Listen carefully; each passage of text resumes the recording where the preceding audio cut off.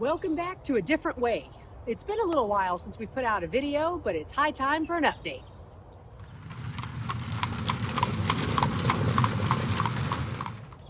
For those of you that have followed us for a little while, you know that last year we somewhat unexpectedly had to move to Florida.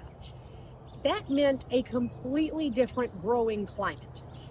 In addition, we did a video that featured the Vigo Garden raised bed system because I was going to attempt a raised bed in the sandy Florida soil, hoping that would give us a boost. Well, despite our best efforts, unfortunately, we were not prepared for the climate here, and I just couldn't keep up with the hand watering in the sandy soil here. In addition, the myriad of pests, they were coming up from the ground. Termites were eating the roots of my seedlings. All sorts of different worms were eating my leaves. We had squirrels digging up things. I was not prepared for that onslaught. So we had a pretty meager harvest, just a handful of a few items, but nothing really worth bragging about. And I have decided to wage war against all the other conditions. So today I am actually setting up an irrigation system to help me out. It'll be on an automatic timer. And I am going to clean up these garden beds and set up a system that will allow me to cover it and at least prevent the above ground pest. As far as the termites, I think we got them under control last year, but we're definitely going to keep an eye on things. And we're going to try to plant in a healthier soil now that we've had a lot of compost added through the season. So we kind of kept that going. So we'll see how this works this year.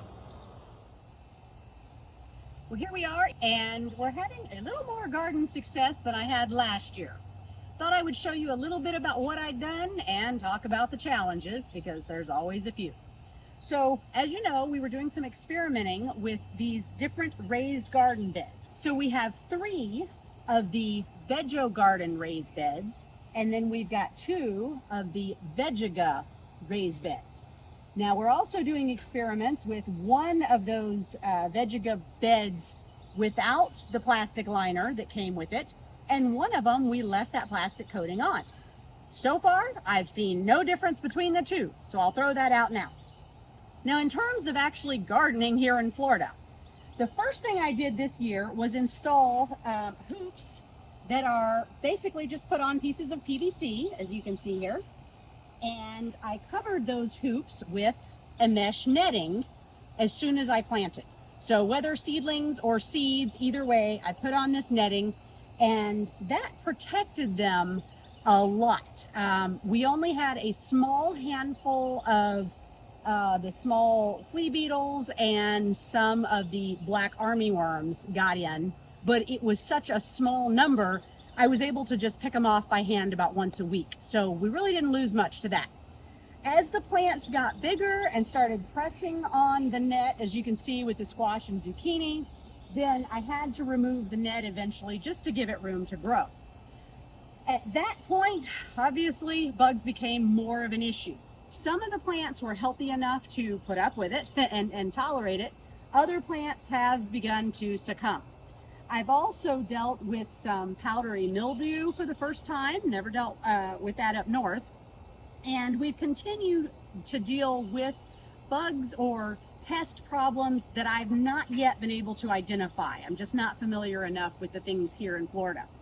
Another oddity that I'm dealing with is a lot of my plants develop this leathery leaf look and feel. As the season went on, I realized I was dealing with sunburn here, a very common problem here in Florida. I do have some green beans. We've been moderately successful with the green beans. We've been quite successful with the squash and the zucchini. We've got a giant zucchini there, so we'll have to pull that out here in a minute.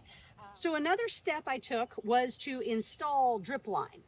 Now, there's probably far more efficient ways to do this. I was honestly looking for economy, and I had some of this on hand, so we were able to save a little money. But we installed first a PVC system, And then we put this drip line just kind of meandering through, because one of the issues we dealt with last year was a lack of water. Believe it or not, here in Florida, we have very dry spells. More importantly, we have very hot afternoons. So even if you get rain every morning, it gets so hot in the afternoon, it just dries that soil right out. So having the automatic watering system in place has been a huge benefit. Now, again, I've had mixed success. Some of the herbs, the chives, the sage have done really well. Eggplant, the plant has done beautifully, but it flowers and it doesn't produce any eggplants. So I'm not really sure what's going on there. My potatoes, the plants, I didn't get a video of it unfortunately, but the plants looked really nice. And so we had to harvest, and I got exactly a small handful of potatoes. It was kind of ridiculous. So I also planted some items just here in rows. We actually have a wet spot in our yard. It's kind of a drainage area, so I don't have to worry about the automatic watering, which has been helpful. But I've got some cantaloupe and watermelon. I've got a row of lemon and regular cucumbers. And then we've got a nice little row of okra. So we will keep watching throughout the season. I will update you again a bit later, and we'll see how this second year gardening in Florida works.